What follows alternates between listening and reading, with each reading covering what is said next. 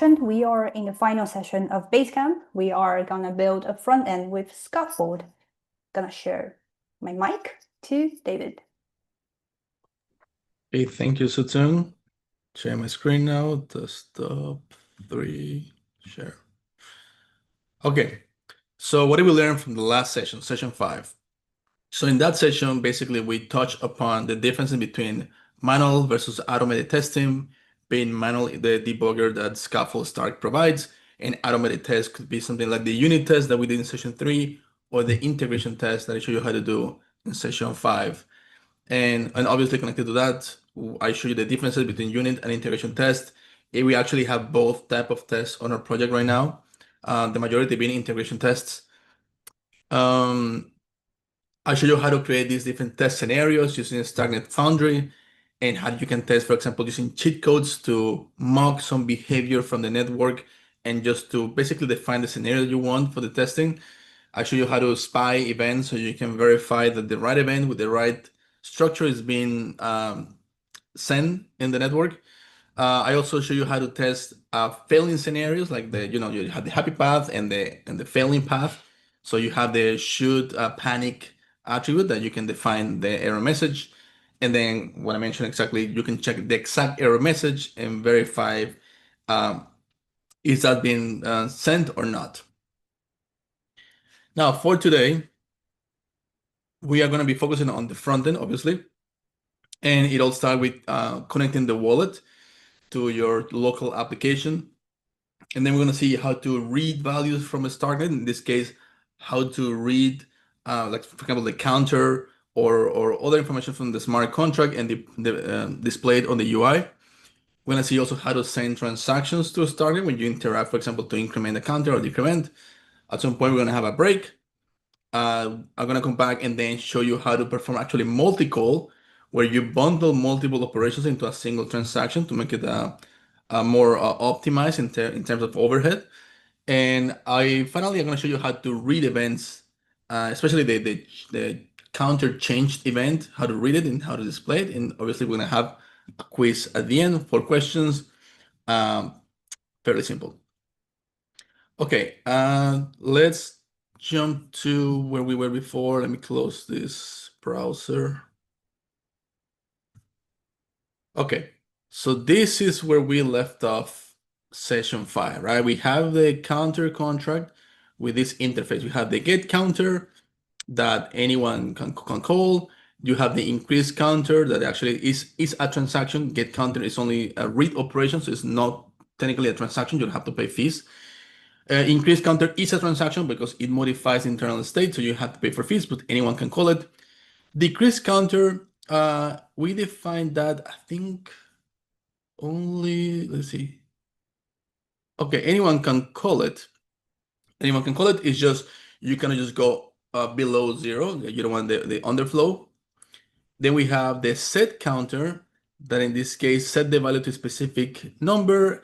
In this case, I think only the owner, yes, only the owner can call it. It's something to keep in mind when we actually start to do this manual testing for a UI, that this is showing up.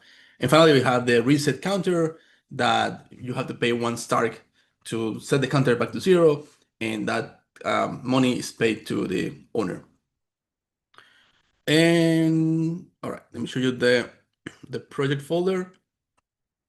So with Scaffold-Stark, you actually have 2 packages in your project. You have the package for everything that is smart contract related, in this case, the smart contract and the test. And then you have the package that is everything front-end related. And this is particular for the web using Next.js. And in here you have a folder called app, where the main entry point is basically, well, it's layout, but we're not going to modify this at all in this course. This is just hooking up all the different dependencies of the front end. And then we have the actual page, which let's actually start this front end. So remember, I first have to start up the local devnet, deploy the counter smart contract to the devnet, and then start the front end. So to start the devnet locally, we do yarn chain. Devnet is running. I open a new terminal. and I run now, I'm gonna deploy the counter contract to the devnet.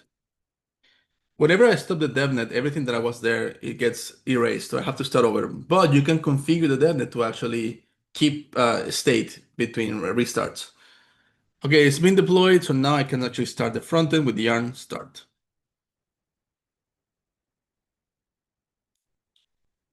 And what's happening? Okay, build history yarn. Something about my yarn that is not working correctly. Let me reinstall dependencies just in case.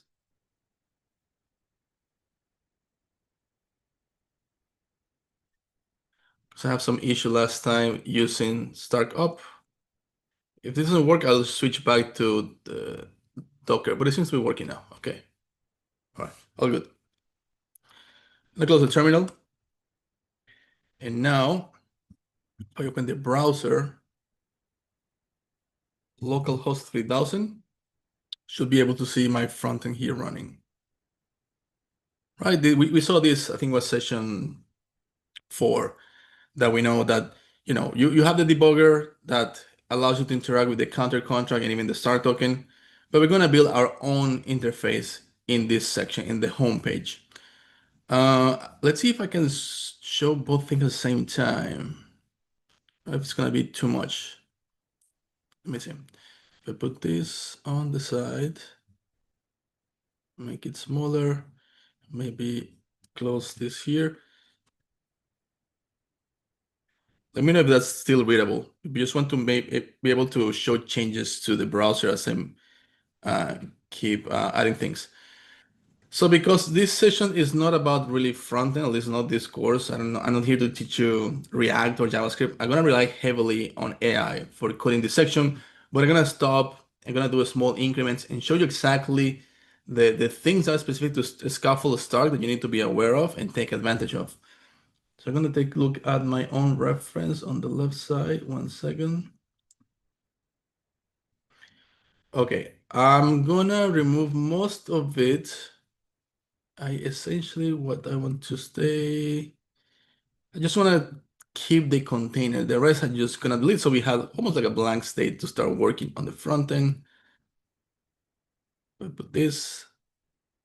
All right. So basically I just clear the central area.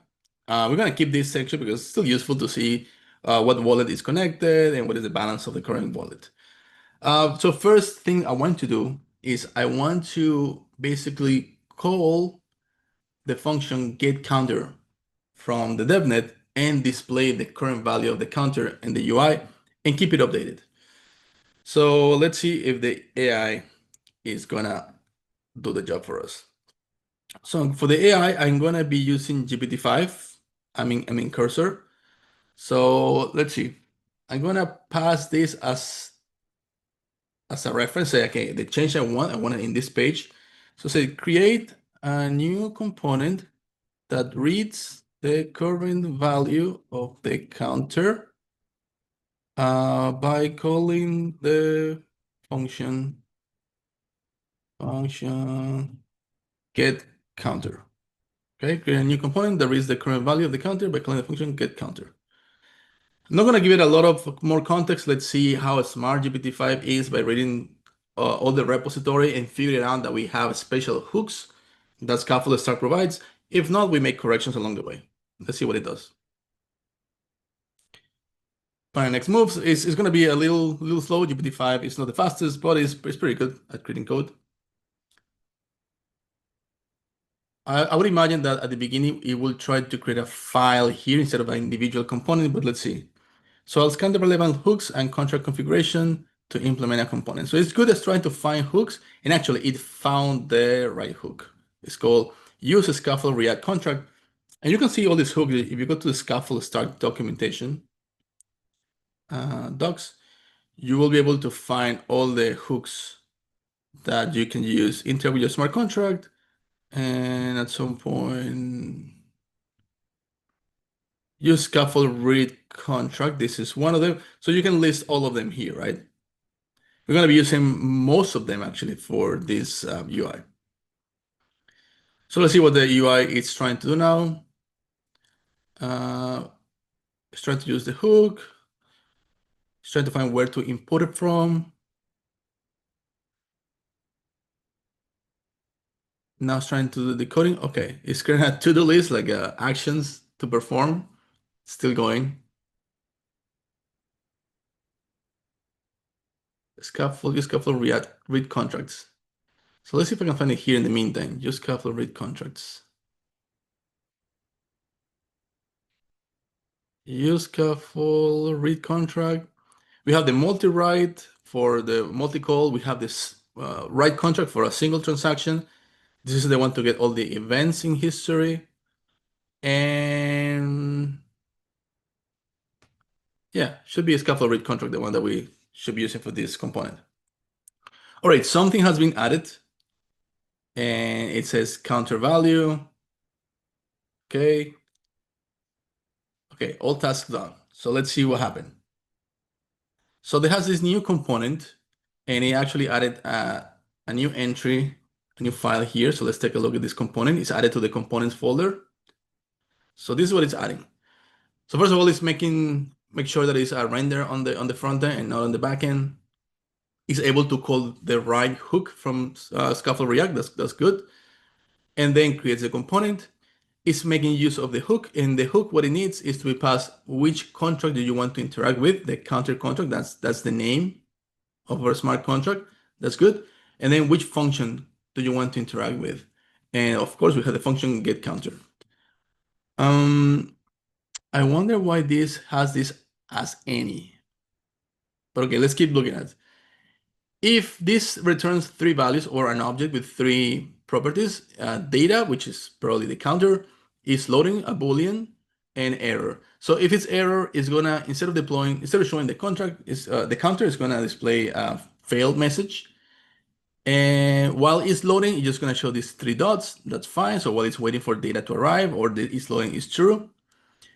And now it's trying to decode the value that is coming back from get counter because it recognizes that returns a U32 and it has to decode it into a number. I don't like this so many as any. That's a little weird, but let's give it a try. Let's see where this is. So the counter is 0. Okay, at least it's the correct value that we started with, 0. We're not going to be able to see much until we start to implement the other functions to increase and decrement. Let's keep this for a moment. What else did I add? And this one as well. Okay, so things that I like and things that I don't like is that I would prefer this whole thing to be contained into its own, even the counter message. So let's see how we do this. For now, let me put this as any. I don't think this is required. Sometimes just AI adds things that are just out of precaution, and apparently this is fine. It doesn't require this change. This array thing is basically saying if the data that is being returned by the get counter is an array, give me the first value. If not, just give me the value.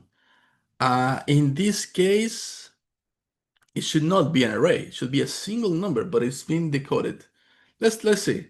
What if I just data say that, I comment that out, and I simply call value to be data, just to verify if something is breaking. So far, so good. It's able to display the value, and nothing is complaining. So it's simple. So we can simplify this even further. We don't need the value variable, and simply we can display data, and it's being displayed as a string. Okay, just trying to simplify as much as possible. I'm gonna remove this in the meantime. Okay, so reading value done. Let's move on to the next thing to do is that we want to now increase the counter. Okay, so let's go back to the page. And first of all, let's take a look at, there's a couple of imports that are not being used at the moment. I know we're gonna use connected address at some point, but link and image, it's not needed right now, so we can remove this. It's fine. And let's go for the next request. So, okay, so the context is the page, create a new component.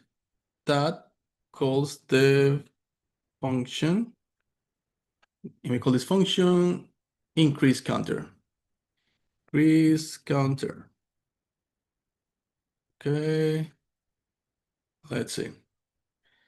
In this case, it should be using a different hook, and it's the one that I mentioned that is called useScaffoldReadContract. This is the one that creates transactions. So let's see if it's able to find it and use it. So it's trying to find the specific hook for this purpose, and it found it. The useScaffoldWriteContract, that's good. So it's trying to read how it actually works to be able to use it. Hopefully it will create also its own component. It's a separate file. So let's take a look at the ABI of the, basically it's trying to see if there's any argument that needs to be passed to the method. And of course, there's no argument. So it should be fairly easy for the AI to do this. So it's apparently adding something, probably creating a new file.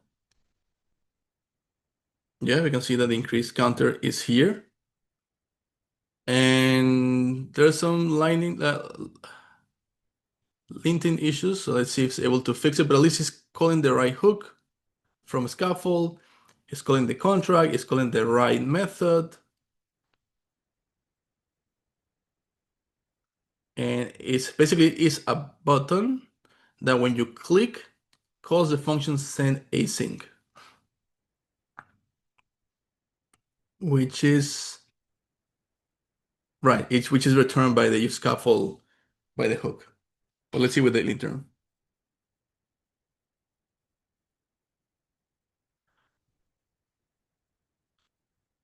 In the meantime, let's take a look at the documentation for the hook to use ScaffoldWriteContract. And the only thing that you get is the send async apparently. So there's no is loading. Yeah, return values is the send async method. All right, so this is the issue that is having, there's no second property. Oh, there's a status. Okay. Okay, now it has to fix this thing because what it's trying to do is to only enable the button when you're allowed to do the increment and not all the time. The increased counter doesn't have any limitation, like anyone can call it, so we don't have to check if the connected address is the owner or anything. Okay, I think it's close to be ready. Low linter errors, that's good. Let me see if it's implemented that component. Okay, so the component now it's added, so it should be done now. All right, let's take a look at what it has done. Essentially, create a new component, increase counter button, which is now importing here at the top, and this is the component. The component uses the useScaffoldWriteContract, and it only expects the contract name, the method, and has the button that when we click, it will call the function send async, and that doesn't expect any arguments, right? Because the function increase counter doesn't expect any arguments. That's why it's an empty array. And if the status is pending, then the button will be disabled. And then there's an error, just a message here of what's happening, just while you're waiting for the transaction to go through. So let's accept these changes. I think that's good. And let's see how it looks like in our app. And the button is +1. So when I click it, all right, transaction is going through, and we can see that the counter is being incremented. And you can see how you get a message again increasing while the transaction is going through. All right, it's working correctly. That's good. What I don't like is, again, this ask any, I don't think it's required. Drives me crazy. It tries to cheat like this, but okay. The rest is fine. Okay, we can move on to the next component, which is basically decrease. And in decrease, we need to, hopefully the AI is able to identify that we should not be able to call decrease if the current value is 0. So let's give it a try. Create a new component that calls the method, well, a new button that when click calls the method, and it's called decrease counter. Make sure the button is disabled if the current value of the counter is 0. All right, let's go.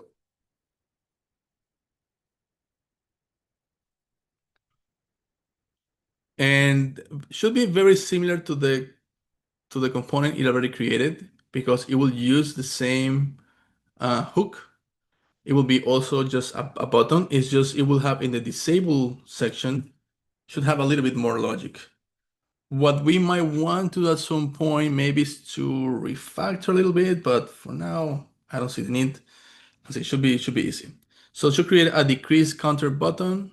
Okay, that's in the to-do list. That's what it's doing now. So a new file should appear at some point here.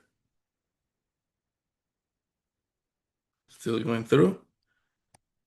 Let's read what it's trying to do now. It's trying to find if there's any data conversion, but if there's nothing being passed, there's nothing being returned, so that should not be an issue. Okay, so it's creating the component. Decrease counter button. Where is it? Oh, it's this one. All right, so using the right hook,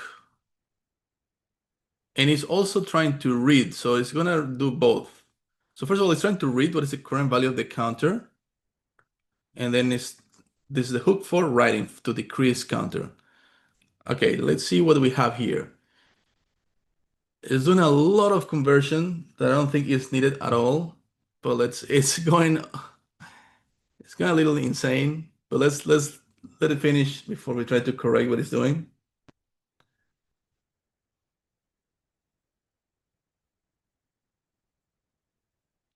Let me see how I handle that in my example. Get counter. Okay. Right, this whole section is a little too insane. We need to simplify this. This is the problem with AI, right? It sometimes creates just code that it works, but it's just a lot of noise. At least in the there's a is busy, is disabled, so the logic is more complex, which is what we want, is checking that if the value is 0 or less, negative. You can see that is disabled is a combination if it's busy, or if there's no data, like the transaction is going through, or the value is negative. So okay, it's done. Let's take a look. What would it change here? Okay, let's keep all. Let's see that if it works right now before I do any changes. Okay, it seems to be working. It decreases the counter. One more, and it's disabled now, right? Because it got to 0, I can't do it anymore. And the opposite, and then goes back to being active. Okay, first thing that I would change is that it's using the wrong theme, like it's using primary. For example, if you compare the increase counter, you see that it's using button primary, but for this one, it's using button secondary. So let's use the same one, so the same color as well. So the both, okay, same color. This thing is just insane. Let's remove this as any. This is not needed, in my opinion. Let's remove this here as well. This data, what it's trying to do here, it's trying to find what type is. Okay, I'm gonna remove all this. And what I'm going to say instead is that, let's see, const counter. So the variable counter is going to be, we call this data. Let's call this more descriptive. This is the counter data. To counter data, if this exists, if something is being returned, just turn it into a number. Counter data, otherwise 0. We have to call it data because that's been expected. Wait a second. Let's call data. Let's call value num. Let me see if this works. At least 1. Okay, since we're working, it's simple. Now the naming is a little weird. How do we call this? Maybe let's have different names. F2. No, right, wrong. Second.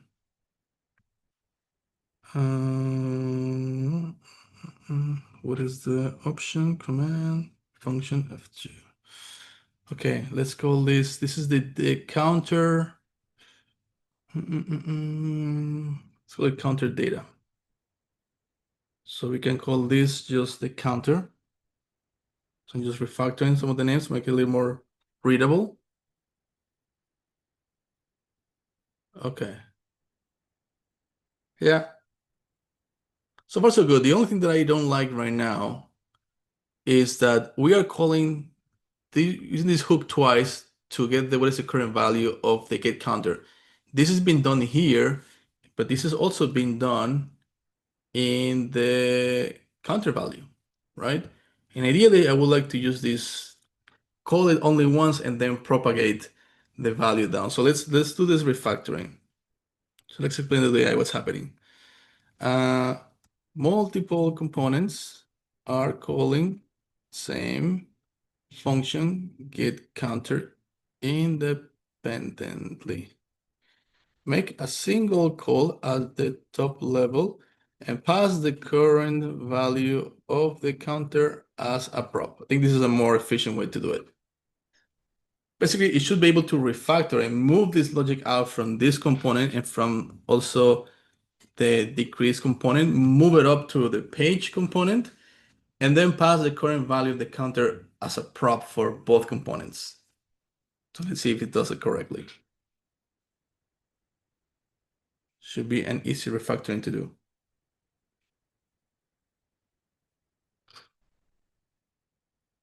Okay, well, a lot of changes. Hopefully it's not making great things. Okay, basically it removed this function from here, that's fine. And now the counter value component is being passed some props. Okay. Value is loading an error. That's a lot of things being passed. Basically, that's all that is returned from the useScaffoldReadContract.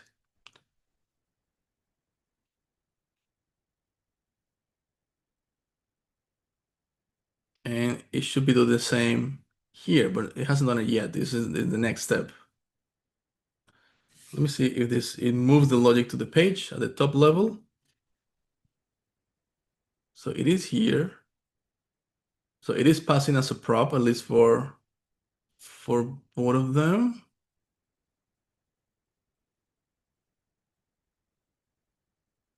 Okay, is it done now? No, it's still going.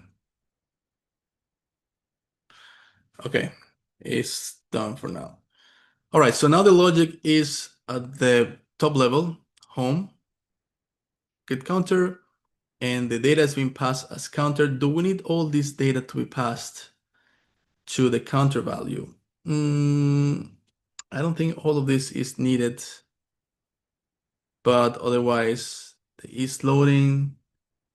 Let me see how do I did it here. Okay, it's not bad. Let's keep this. Let's go to the next file. What else it did? So this is the type for the prop. For the counter value, it expect all the props, and then it simply displays that. Okay. Next file. Here also it took out the function, so now it's expecting something pass as props, and then it's back to this crazy logic. Okay. It's basic, counter undefined, and okay. Sure, the crazy logic is back. Let's before. Let's leave it like this for now, just to check that everything is working correctly, at least. Increase by 1. All right, at least it's working. Less than 1, it gets disabled. I don't know if I like this too much, but no, I don't like it. So let's do the same as before. And what we did before was that, yes, exactly this, simple. All right, back to the top level. So we have three components which matches three of the functions of the smart contract. Read the current value, increase, and decrease. Next up is to implement the set counter. Okay, let's give it a try. Well, back to the page. You can pass it as a reference. Implement the UI to interact with the function set counter. David, I think Counter. there's a question for you in chat. Jose? Yeah, Which question? Victor's asking, is it not better only use a general context provider instead of pass as props? Oh, you can do that as well. Yeah, it's depends what you like. Yeah, I like props, but you can use general context as well, for sure. Implement the UI to interact with the function set counter. So in this case, we should get two different UI components, an input field to define the value and the button. Let's see.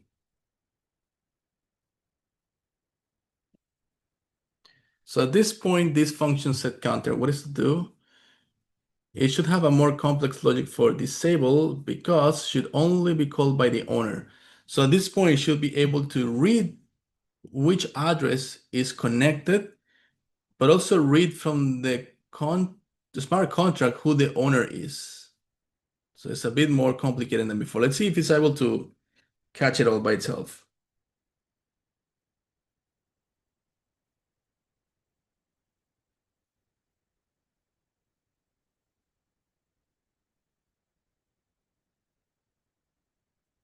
So create set counter to call set counter, so it's going to create a new component.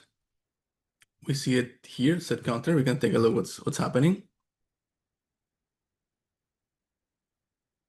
A lot of crazy logic. I hate when it does something like this. It's just too complex. Very hard to read, that's the issue.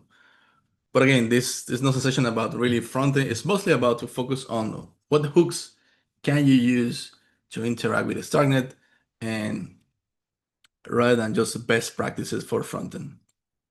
But this content, as mentioned, is more complex. It needs to call multiple endpoints. Still going. It's adding the new component to the page. Okay, so it's done doing that. Let's go from the top, from page. So set current counter form and is passed as data the counter. And then inside the component, what it's doing is in pass a prop. It's using use state to keep it updated. And now use the function, the set counter using the SCAFFOLD-WriteContract. That's the one that creates transaction. That's fine. In this logic is for value that's coming from here, set value. So it's a counter. I don't know what it's doing here. For now, let's leave it on. So we have a form that has a input, and the input is of type number. That is only integers. And whenever we modify the value, it calls this function set value, which is part of the state. All right. Let's give it a try. Let's keep this. Let's keep that. Let's see if it works. If I want to set the value to 10, something's not working. What is the issue? Sender address, no data. It's hard to decode the issue. Caller is not the owner. Oh, okay. All right. So there's no, it's doing the right thing because the owner is the first account, 5691. We can see that if we go to the debugger How do I open the debugger? Oh, I think we kill the debugger as well when we remove a bunch of data, a bunch of components. But yeah, but this is the owner, the first address. So this one should be allowed to do this, right? So it is working for the owner. It doesn't work for any of the other addresses. If that to do here, you get an error. But maybe this is not as good. Maybe I want this button to be disabled if it's not the owner to prevent this from happening. So let's tell the AI disable. So maybe it's about this button in particular.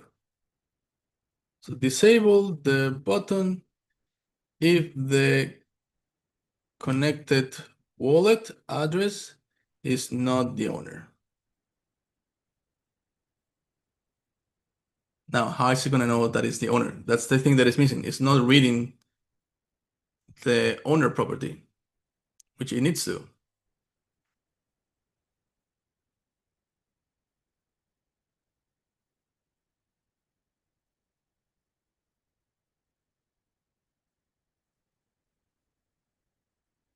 So to read about the connected address, there is a hook.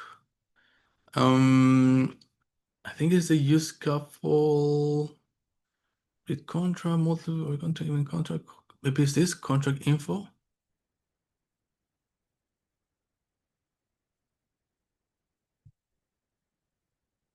Or there's a component maybe that is just for the address, to return the address. Components. Yeah, there's a component, address component. Let's see what it's doing. Okay, it did something. And the changes are that in the set counter, now it's adding use memo. Okay. Use account. And the use account is able to get the address. So now it's able to do an extra call to the counter contract to call a function that is called owner. That function doesn't exist, right? We didn't define it here, but it's coming from the Open Zeppelin component that we imported. That one actually exposes the owner function in this implementation. So that is correct. Back to the code. So what it's doing now is basically having a flag is owner to use it to disable the component. All right. This is a lot of code, at least giving you some message of why this has been disabled. All right. This is way more code than I need, but again, this is not a front-end course. You need to be able to make this more concise and smaller, but I think it should work for now. Let's take a look. So at least now you can see that if I'm connected with the non-owner wallet, now the button is disabled. And if I switch to the owner wallet, it is not. Yeah, something's wrong here. Because even connected with the owner wallet, the button keeps being disabled. Right? So let's see, there's something going on with the owner part. So the owner, where is the owner being used? So we can tell it. Even when the owner wallet is connected, the button remains disabled. Truth, I think you're unmuted. I can hear you. Okay. I think the issue is because the data returned from the smart contract will be a felt. So say that again? I said like the owner returned from the smart contract will be a felt, whereas the address here will be like X. So the decoding. Yeah. So maybe we can try to console log it and see. Let me see what I did in my reference. Owner address is being passed as a prop. Page. Okay, owner address. Owner. Oh, I see what's happening. I think I know what's happening. The owner. Let me see. So what we want is to call the method to string, right? Because as you mentioned, this is not what I have in my notes. I think Right, so what Alexander is it? said at hex. Yeah, maybe we can console log it to see.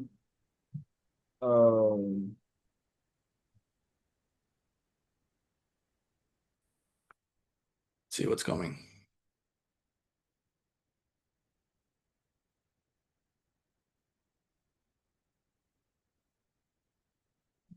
Put this at the bottom.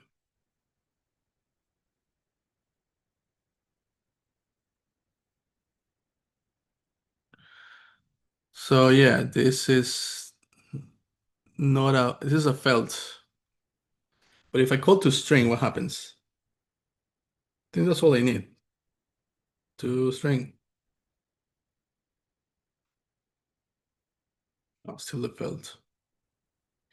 And how is this reading the connected address? How is it comparing to? Who's the connected address? Because even if it's failed, if both are failed, it should be fine. But yeah, I think for the felt, there is a function that can convert felt to X in STRK JS library. Yeah. on the address, set counter, checking my notes so I see if I did something different. Is owner connected address, owner address. That's the thing. I don't have the connected address anywhere. Alexander said convert to hex. Oh, you mean there's a method here? Here? Okay, let's talk the AI. Oops. Second.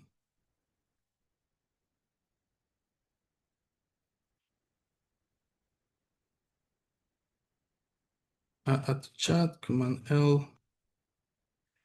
Convert the owner variable from felt to hex.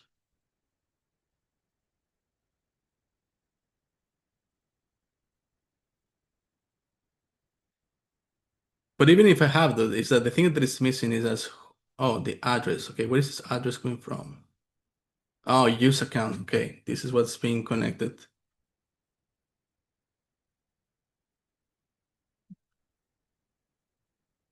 Okay, I just need to compare what address is and what format and what owner is and make sure they're the same.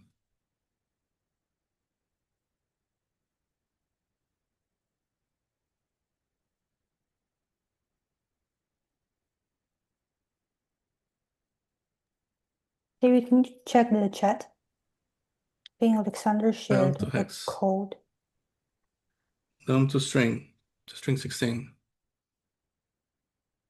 Let's see, I have to wait until this the AI finishes doing this. This is way too complex.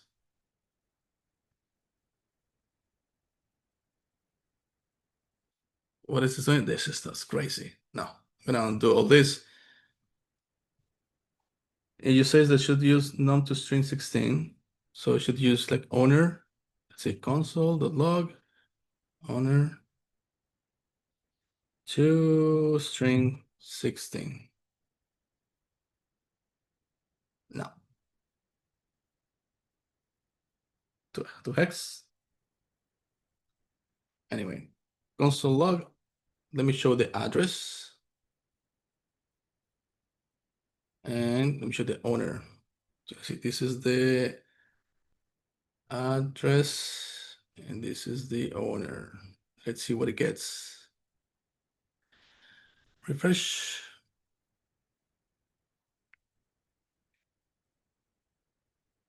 Okay. So yeah, address is in hex and owner is in, actually, I guess just decimal. Maybe a simple solution to turn 1 into decimal. How do I turn hex into decimal?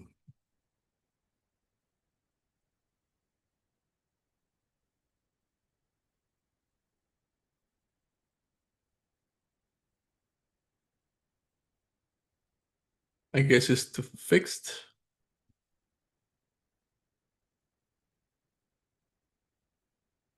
Oh, parse int. Okay, let's try this. Big int. Okay, let's try that. What if I do this as big int? And what am I getting here? It could be undefined. Sure, or 0.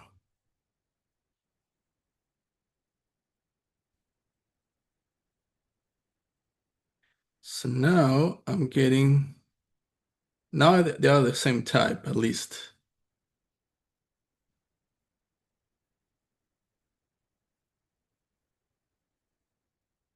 Let's compare this.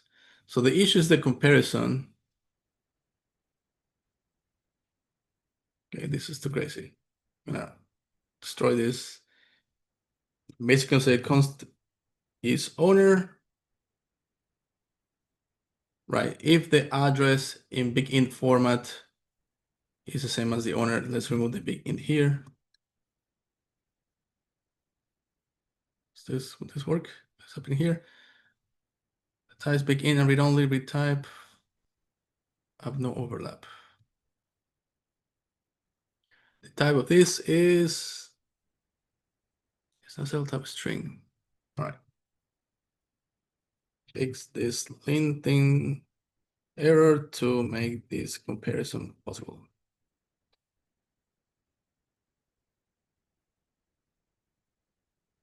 Part of the issue is that these values initially when the component renders, they can be undefined until the value comes back.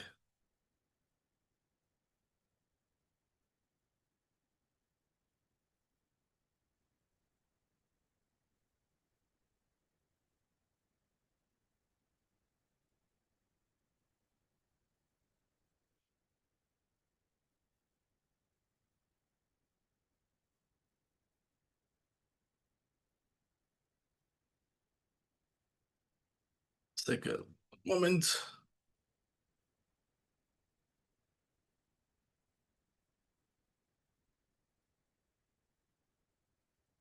Oh, I have to think a lot. Maybe an easy solution will be to define some safe default values for both the address and the owner.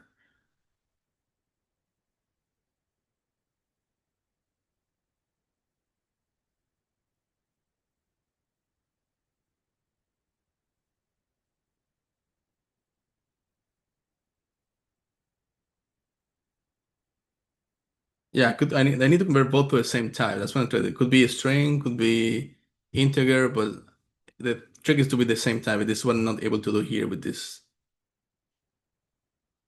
Oh my God, look at this. It's horrible again. No.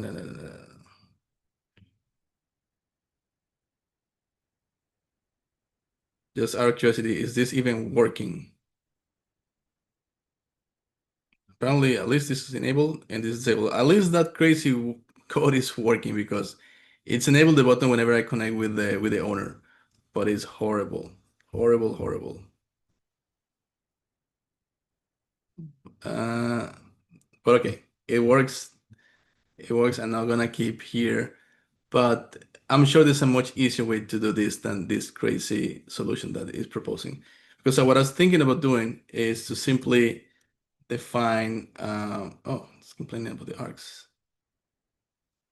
Anyway, it's working right now. When you define this in your code, the submission, make sure that you do it in a way that is a little easier to do. I'm gonna continue here. This is vibe coding at its finest. It creates a lot of trash code that kind of works, but it's gonna break anytime. Okay, and we have one final component, which is how do we read all the events from the smart contract? And if you recall, we have this event CounterChanged that has all these properties and is called or is emitted every time we interact with a function that modify the state, like increase counter, call it, decrease counter, and there's always a reason that we need to handle. So let's see how the AI does it this time. Let's go back to page. And let's tell it, create a UI component that lists all the change events emissions, all the instances, all the change events, that's weird, all the change events of the smart contract since its deployment.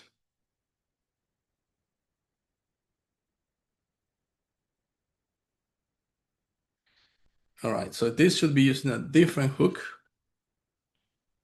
That hook is useScaffold event history. That is the one that gives you all the events. And you also define how often, like if you want to keep watching the values, like keep updating and basically polling the RPC endpoint for changes or new events being emitted.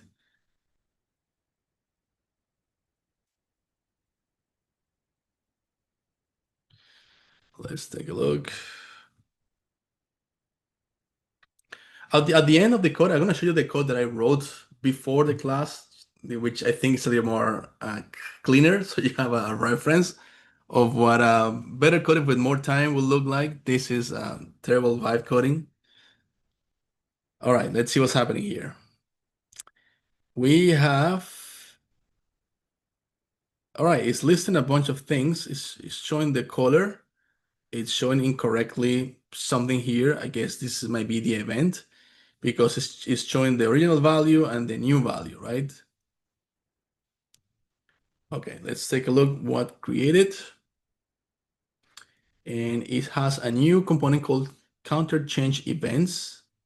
That if we open that, it's using the right hook, use scaffold event history. That's good. And it's looking for, it's particular the CounterChanged event because we actually have another event that is being emitted in the smart contract, and that is the ownable event. I mean, we're not emitting that because we're not changing ownership aside from at the very beginning when we initialize, but potentially our smart contract could emit this event as well. That's what we need to filter, tell them which one. We tell them to, we want all the events from block 0, basically from the beginning of time. We want it to watch, so this list should automatically update every time I make changes. And this is just listing the values in a list. Yeah, so kind of an order list. Let's keep this, just take a look at what it's doing.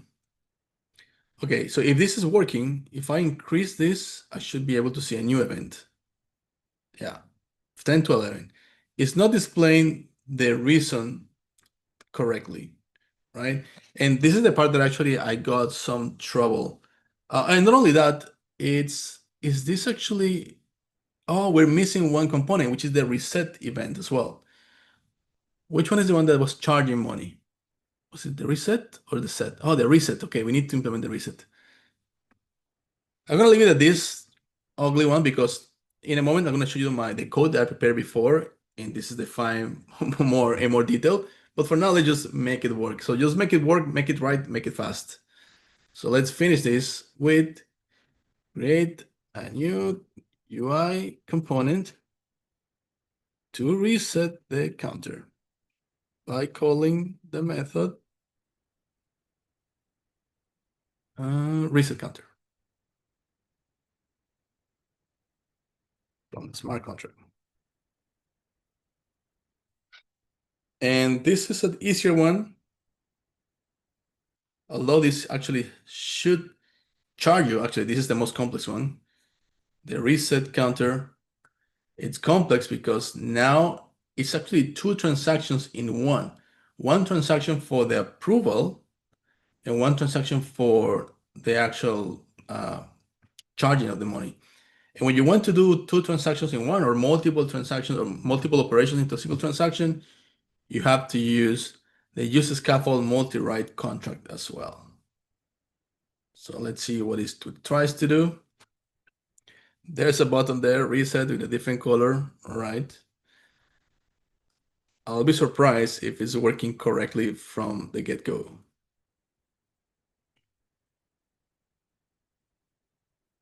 Okay, seems to be done.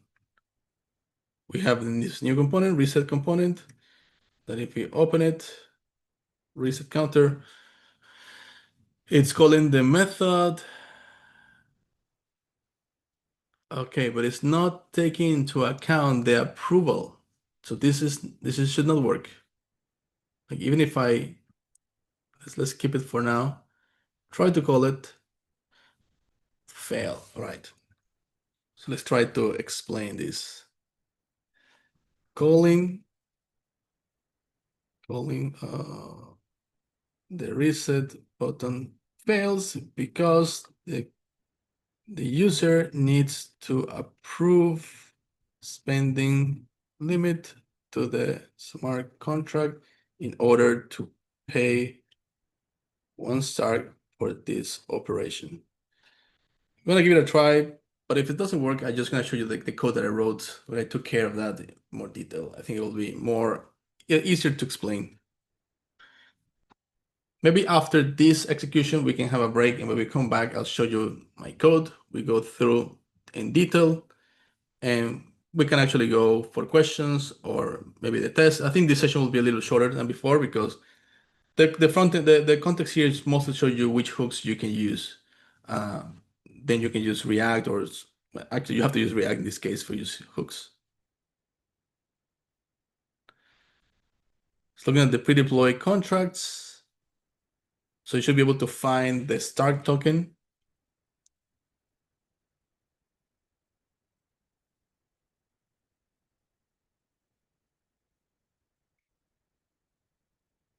This is gonna take a while.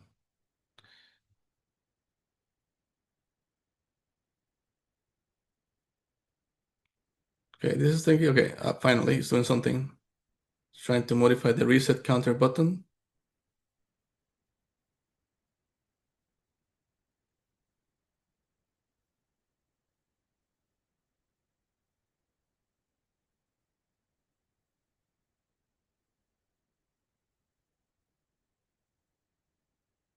See, what did you modify?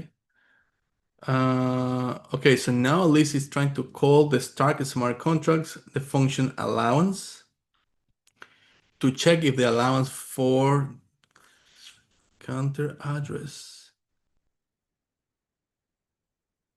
right? The address of okay, this is the address of the smart contract. This is the address of the user disconnected. Is this doing now the job? I don't think this is doing job. No, it misunderstood what I want to do. It understood that I wanted only to do the allowance and not the allowance and reset. So that's fine. Let's have a break, 10 minutes, and when we come back, I'll show you my code I prepared before, and we go that step by step because this code of the AI is too unhinged, and I don't like it. So let's have a break here, 10 minutes.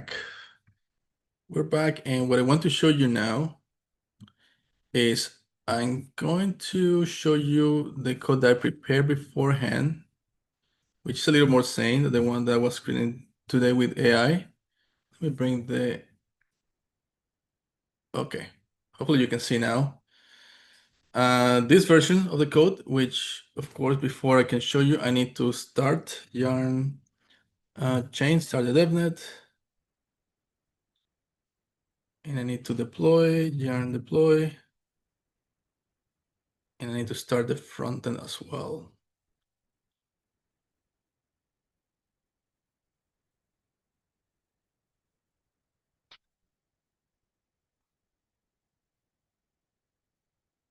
So it takes a little bit.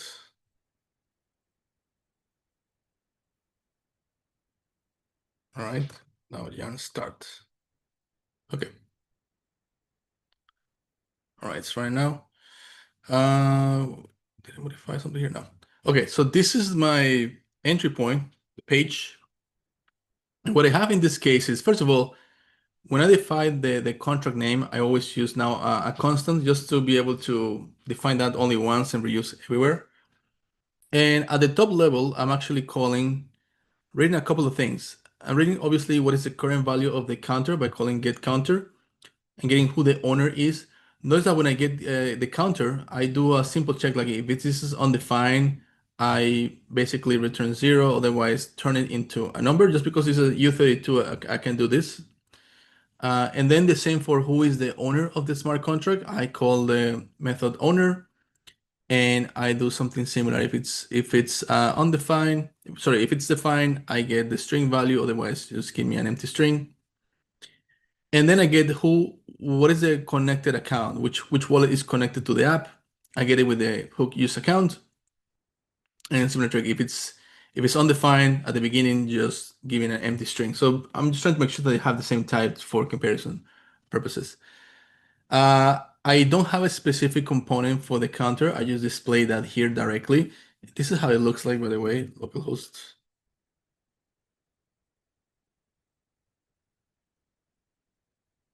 Right, a bit more descriptive, the names, increase counter, decrease counter. It also disables when you cannot. Switch count, increase counter.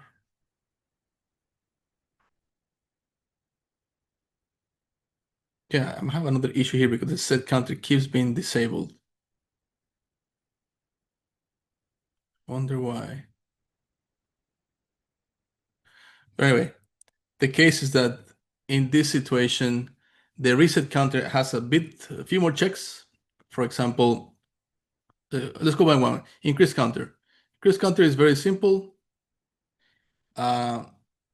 Basically, same as before. I just call the increase counter method, and then every time I click the button, I just call that endpoint as an async. That's it. For the next one is the decrease counter, which I pass as a prop, what is the current value of the counter. And similar, just calls the method decrease counter, and every time you click the button, it will click that. It's only checking that if it's going to disable the button if the counter is 0. What else do we have? The reset counter. Reset counter was the most complex one because in here we need to first check that we have enough allowance to do this operation. And notice how I do, for example, first of all, I define how many decimals do we use in the blockchain, so 18 decimals. How much is the payment, right? It's 1 STRK. And then basically I transform that payment amount into the right number of decimals in a format that is uint256. Notice that this function is coming from STRKnet.js. And then I get, first of all, what is the address of the smart contract, right? Because I need to check if the smart contract has the permission to spend tokens for the user. So I get in the address from the contract, and then I check the balance of the user with this hook useScaffoldStark balance. I pass the connected address and I pass it as a prop, and then I know what is the balance. So at that point, it's just checking if it's the owner or not, because if you are the owner, well, you're not going to pay to yourself, right? So you don't have to do those checks. And what else? I check if you have enough balance, right? That's important. So this is the balance of the connected user. It's checking if it's bigger than the amount you have to pay, which is more than 1 STRK at least. And then what I'm doing here is defining the call, reset call. Right. So when you use the multi-call, like the create contract call, this is a way to define this multi-call. You define basically like if you are the owner, you only have to call the reset call. That's fine, nothing else. But if you are any other person and you have to pay the owner, first of all, then you have to execute the transaction, the approved transaction on the STRK token, right? And approve this amount for this, which is the address of the counter smart contract. And then I also bundle after that the call to reset the counter. So this is how you define this multi-call. I'm defining my call as an array, and then I pass it to the hook, use a scaffold with multi-write contracts and async, and you can see in the I pass the arrays, the array of all the calls I want to perform as a single transaction. So you can see I'm doing more operations here just to check that, the balance, the allowance, and doing the allowance in the same transaction as the resetting of the counter. And then finally, I have, well, the set counter. And the set counter, we pass the connected address and the address of the owner. We make this comparison to see if the person connected is the owner. And essentially, we have the set counter, the call that doesn't expect any arguments. And essentially, it's just checking that the value that you put in the input field is a single a number or integer number, right? It's not a string or anything like that. Before you can actually call the set value function, the send async. On change, yeah, like if you pass this test meaning that you only enter a digit, then you can call set value. After that, we have the counter events, right? The list of all the events. And that was a little tricky. Counter events, because the type is a little more complicated. I define a type for the event that has a color, an old value, new value, and then it also has a reason. And the reason is tricky because the way we implement it with an enum, it translates into an object whose key is the variant of the enum that is being activated. So obviously we use the same hook as before, the use scaffold event history for this particular event from the beginning, keep watching. And then what I'm saying is that I get all the events I index by the using IDX, the indexing of this looping, and then I display all the values like the color, the old value, new value.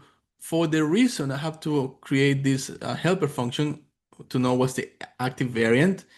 It's basically trying to extract the key that it has at least an empty object, because that's the way the enum is being translated into TypeScript. It's a little weird, but it's basically you read the key. The key is the reason itself. So that's why we go here. Now you can see the reason is being correctly displayed. Curious about this set counter, why it's being disabled here. Let me just click here quickly. Disable is this function here, meaning that it's pending its owner or value is 0. Value of what? This value comes from useState string set value. Oh, it's just resetting the value of the input field.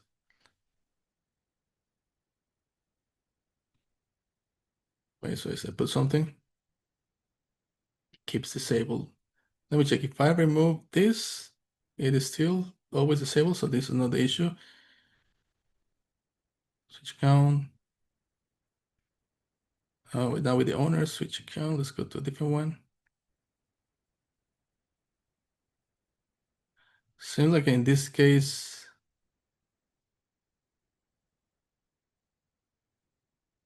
okay, it's working. I have some issue with the logic of the disable, because I think anyone can call the set counter if I'm not mistaken. Let's see, counter. Remind me, the set value, who can call it? Oh, only the owner. Okay, no, that's correct then. Only the owner can set the value.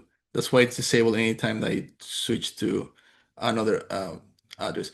And you can see that the events are being changed correctly. If I increase, yeah, it takes a while because it's polling every now and then the RPC. So you can see it went from 6 to 7 and the reason was increased. And this is the caller, which is the wallet that I'm using, because if I switch wallets, if I call a different method, the event should now show the right wallet making the call, the change in the counter, and the reason was decrease. And if I click reset, this should be paying. So I have 999.9999. If I click this, notice that I went down 1 STRK and the counter went down to 0. So in one execution, I did the approval of the STRK tokens for the counter contract for one STRK, and then I did the reset all in one go. So this is a more sane implementation of Frontend. Obviously, you can make changes. I'm making, as I mentioned, I'm using props to pass variables, but you can use it differently. You can use, it's been a while since I did some React myself, so probably there's some easier ways to do this, but this is a fairly simple scenario. Just keep in mind all the hooks that we used today. Use Scaffold React Contract to read a value. Use account to know who is connected to the app, basically reading from the wallet that is being connected. We have also use Scaffold event history to read all the events from a smart contract. We have the use Scaffold write contract to set a single transaction. And then if you want to do multi-call, you do the use Scaffold multi-write contract, and you can read also the balance, the STRK balance of any user. And this is how you collect the address of any smart contract, basically the deploy address. So you pass the name, and it gives you back the address with probably more stuff that I don't know. Even the ABI is giving back to you. Cool. That's it for this session. Basically, is there any question today? Okay. That is all. This is the last session of Basecamp. I hope you guys enjoyed this course. I hope many of you actually graduate.